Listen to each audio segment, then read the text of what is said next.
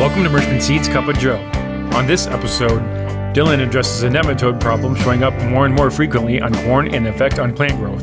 New for 2025, we explain why we've added a nematicide to our starting line corn seed treatment on our PowerCore Enlist corn.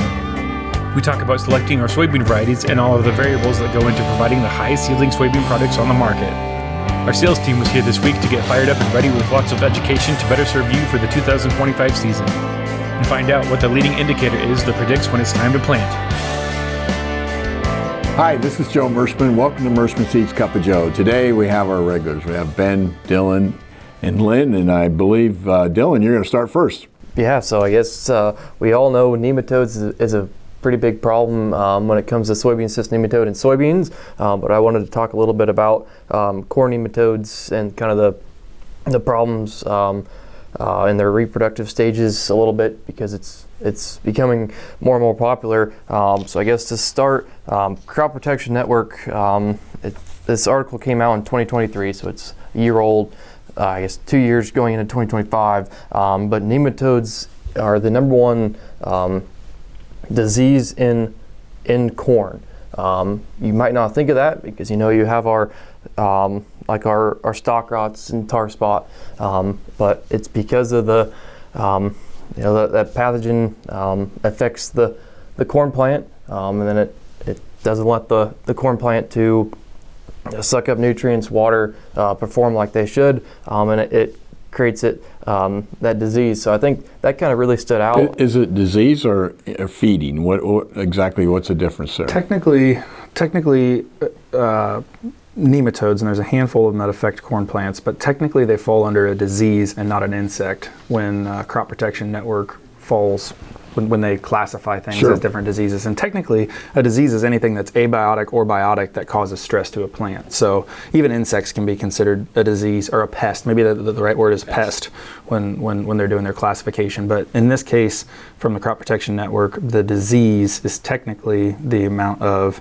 the different nematodes that are attacking the corn plant. But then we kind of go into their life cycles a little bit, and the time that they're around are kind of completely different. In corn, they kind of gradually increase throughout the growing season, but then as the corn plant starts to mature, that's when those nematodes start to die. Well, it's kind of the exact opposite. With soybean cyst nematode, they stick around for long periods of time. They can overwinter, and the big thing with corn nematodes a lot of the times is that they cannot overwinter, because they have no host to survive on. Because with the host on soybean cyst nematodes is the eggs are there, and they have some sort of overwintering factor. Yeah, because they survive on things that are winter annuals, which get started very quickly in the year following. Soybeans, they can survive on corn plants or corn residue as well. So, and they have different hatch rates too. In other words, some hatch 2 years from now, 3 years from now. So it just kind of perpetuates the generations, no matter what the conditions are. Yeah, and then we know kind of the sandy soils. That's really where these nematodes are going to kind of affect the corn plant the worst. They say the sand is worse on the nematodes in the corn, even worse than in the soybeans. So that's what Lynn will talk about in a little bit on something we do on our seed treatment that'll be new in 2025. That we think has great protection that will help us out on the nematode side. And then one last thing, so the host plants on the corn would be like weeds, and that was a big. Just because we want clean fields, they act as a host for these pests, which is not good. And then on the soybean side, they can only feed on the soybean roots or other legumes. So that's something to kind of keep in mind. We need to keep clean fields, not just because they look pretty. They do other things as well. So that's something to really keep in mind.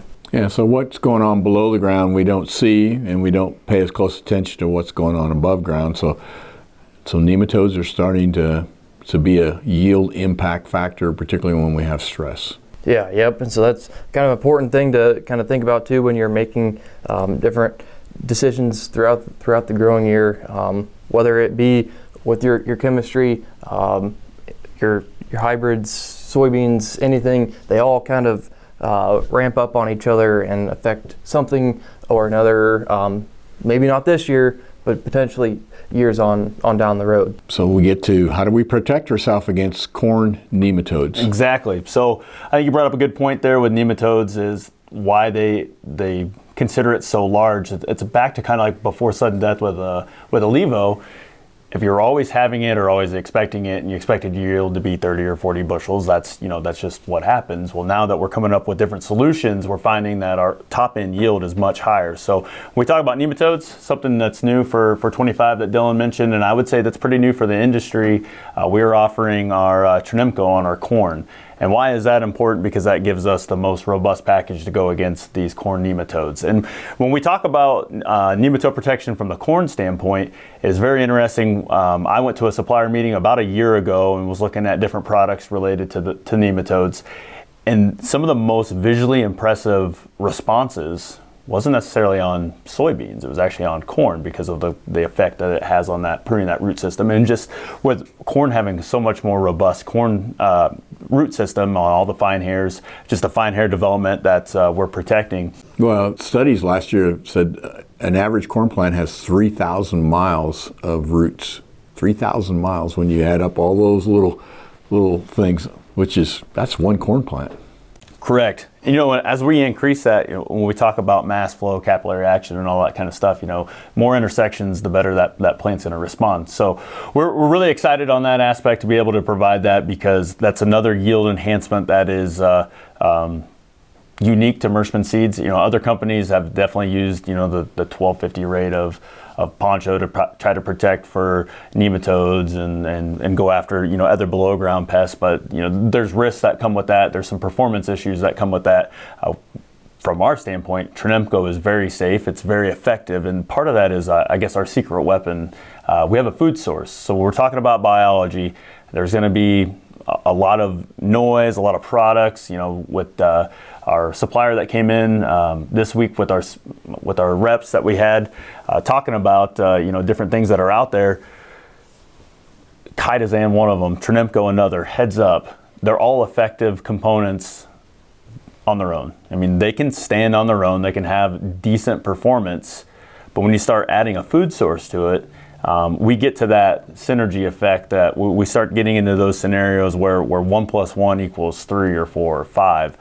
So as we talk about soybeans, talk about corn, going after these nematodes and using Trinimco especially, as we have that food source that feeds that biology, and also couple that with hard chemistry, we're giving ourselves some multiple modes of action to go after these pests. So, when we're in we had Peter talk to us as well with Meristem, and they're looking at almost a 100x increase in the biological market starting now up until the next 10 years.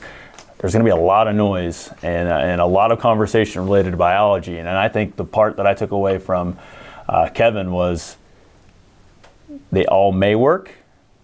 They're all going to be really inconsistent, and the best way to get consistency and the best way to see yield across your acres is to have that food source coupled with biology to make sure that you're providing the best benefit for the package. Yeah, I agree with you. The Trinimco, first of all, has 2 modes of action. It has a hard chemistry and a biological component, and then, like you said, that's kind of the secret to making biologicals work, is the food source, which keeps them alive, feeds them, makes them stronger, makes them more effective, and the hard chemistry piece.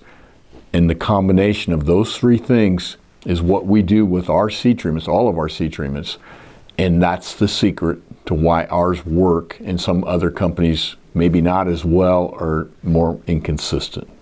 Is that fair to say? I think it's extremely fair to say. And the other thing that you got to think about or look at is that from a upstream treatment perspective, especially on corn, when you're looking at products like nematodes or nematicides or even biostimulants or food sources, a different I mean, there's a lot of products that get downstream or up-treated when it comes to corn because growers are looking for the best option. But one of the things that Kevin highlighted when he was going over why are corn seed treatments so effective is because it is being applied to yellow corn. So when you have all of these polymers and all this stickiness that's already in making sure that your F&I, your fungicide insecticide package, is added to the corn. And then you have these other products like whether it be a Tripidity or a Trinemco, or there's a few companies out there that are top dressing a Levo into their corn products for the nematicide protection. It's not as effective because those products have to work through the polymer to get to systemically pulling that product in. So one of the advantages of buying Mershman corn is you have that product that is treated, it's already in the polymer, it's already in the mix, and it is being pulled into the corn plant, and it's being applied to a yellow corn seed, and its ability to get activated, moving, what's the other word I'm looking for, germinated if it's a spore form of a protectant, is that much quicker and allows for that much higher efficacy. Yeah, it's a very complex world out there when you start looking at biologicals and how they work, how they interact with food sources and hard chemistry. And we work with some of the best people in this business that understand it and do a lot of data. And you guys farm, so you guys, for your family farms, you want the best chance you have to get a perfect stand. And in corn, it is critical to have a perfect uniform stand. That is step one. And then we don't always plant in the best conditions, do we? The field's never perfectly ready to go. There's always spots in the field, and so you'll put stress on those plants. So I really think that's another one of Mershman Seed's secrets. We've known it for years on soybeans. It's our seed treatment, and we're doing the same thing in corn and also wheat. So I would also like to highlight a slide that was put up by Greg Talca as well, going through all the nematicides that are out there currently on the market. And as I go through these, you're going to hear what Joe highlighted a couple of minutes ago. We have Activia Complete from Syngenta. That's a hard chemistry. We have Inhibit. That would be a protein or a hard chemistry. We have Votivo, probably the most popular nematicide on the market that comes with the Poncho Votivo combination. It is a bacillus, so it would be a spore form bacteria. We have a Levo, that would be a hard chemistry. We have a Veo, that would be a spore form bio-nematicide. We have BioST, again, spore form nematicide. Trinemco, we have chemistry plus bio-nematicide with the bacillus strains in there. And then we have Sultra, which is a hard chemistry. According to what we know and the products that are on the market, Trinemco is the only dual mode of action product that works on soybean cyst nematodes by reducing egg counts and by turning genes on inside the plant to protect those roots from being infected by nematodes. And Greg Talca is the Iowa State nematologist, considered the number one expert in the country. Right. So we're working with quality product. And from the biological standpoint, it's important to know, we've mentioned it before, but not all biology, just because it shares a similar name, means that it's the same quote unquote strain. There's different strains of bacillus. So when you're looking at it, hey, I have a XYZ bacillus amylocafaciens, it might not necessarily be the same strain and providing the same intended consequence that another one might use. So when you're looking at that, it's good to differentiate, because there is some, even within that sub-selection, there's differences there. As we know, soybeans in the same boat, that you could have the same lineage, but the sub-selections are different, a little bit different, so there's a little bit different performance. It's very complex, and understanding it is, it takes some real smart people, and we're connected with the best. So, and I think we have a great product, and you won't know until you try it, and that's for sure. Anything else? Lynn, do you have anything else you want to highlight from sales meetings? Yeah, we We had all the sales staff come back this week and had our 2-day meetings in January. That's a great time for us to reflect on where we're at as a company. Typically, a bulk of our sales come before the January timeframe, so we get back and reflect. Had some really good training. Mentioned Kevin from Rosen's was here to give us some training on information related to seed treatment. It always amazes me that the amount of information that we provide our reps and that we're able to get from the people that we work with is second to none. So once again, I guess to kind of brag on ourselves and brag on our sales force that we have the smartest people. We work with the smartest people. If you have any doubt on any product information, get a hold of your Merchant Seeds ASM, because we just got done with a very robust training related to products and seed treatment. So it gets me really fired up here over the last little bit of the selling season before spring, that we are able to once again provide our customers with the best positioning, provide them with the best products for the most successful year. It reminds me of my college days, what you just said. When I went to college, I found out real quick, if you wanted to get smarter, you had to hang out with smart people. And because the guys that those guys never made it past the first semester, the ones that didn't focus on the book. So we're the same way. We try to find the best people and extract as much information we can, and then pass it along to you as quickly as we can, and try to be out there out front as fast as we possibly can. So good points. Anything else we want to add? There was an article this week that came out in Better Farming publication that was talking about the odds of selecting the right soybean variety. We've hit on this before. I think Monsanto shared similar data with us, probably 10 years ago. But it highlights the statistics of how you choose the best soybean variety based on your local area. And we talked about this on corn too, probably a month ago. But if you have a soybean variety that is 4 bushel better in a individual plot location, you have one location, 4 bushel better, you have a 60% chance that product is going to perform the same way on your own acres based off of that variability. If you have that same, and we'll put the chart up so everybody can see it, but if you have that same 4 bushel advantage and it takes 10 plots, you went from 60% to 90% sure that your 4 bushel advantage is going to reflect on your own farm.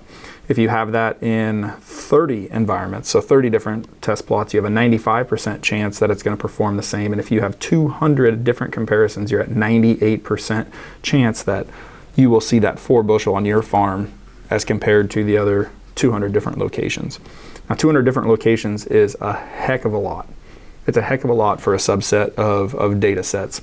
But when we look at some of our MS Tech testing, you may have the same product in 3 different maturity ranges, so we could really easily get into that 40 times 3, so 120 different locations, 120 different individual trials that bring that data set in together. So because there's multiple locations, it's not a single location. I mean, multiple replications, and then obviously many locations.